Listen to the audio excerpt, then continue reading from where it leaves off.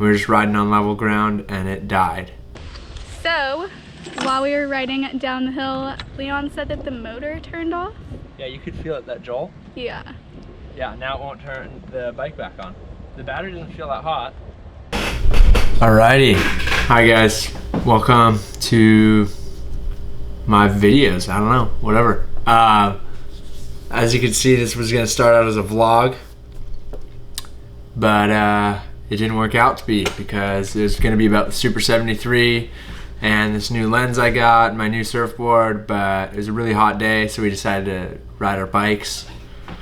But we were riding around. My girlfriend and I, she was riding on the back of my new Super 73. We were just riding on level ground and it died. They say it was a controller issue, which is kind of what controls how much electricity goes to the motor when you're doing pedal assist or when you're doing throttle. But anyways, I was riding at about 20 miles an hour, just stopped going. And then I reached out to them. I was like, hey, I just got my bike yesterday. My bike doesn't seem to be working. I've recharged the battery, turned it off, turned it back on, done anything that you'd normally do when like something electronic stops working. And they're like, okay, it sounds like it's a controller issue. And I was like, okay, what are we gonna do? And they're like, well, since you're kind of local, you're gonna have to bring the bike in. I was like, well, that sucks because I just paid for it to be shipped to my house. And honestly, didn't really want to drive 45 minutes one way, so an hour and a half at least round trip to drop off a bike I'd just gotten. I feel like that's a waste of my time and my money and my gas. Also, the bike barely fit in my car and I had to disassemble it. In contact with them, they said that they will hopefully be able to reprogram the computer, which apparently died. Could have been a software bug, they said. But if it's not, I'm gonna have to wait multiple weeks because they don't have the parts that they need to fix it. I was told that this has been happening to other people's bikes, this exact issue. And then when I got to the warehouse in Irvine there, I was speaking to another person and he asked if it was a motor issue. And I said, I don't think it is a motor issue. And I was like, why? Is that happening a lot? He's like, yeah, especially to the Gen 1 and Gen 2 motors. I'm like, Gen 1 and Gen 2 motors? This is a brand new bike. And he's like, yeah, we're already on Gen 3. Some of the motors have been breaking. And I'm like, oh, okay. He's like, yeah, you probably have a Gen 2, you'll be all right. But if it does break, you'll just have to bring it back in.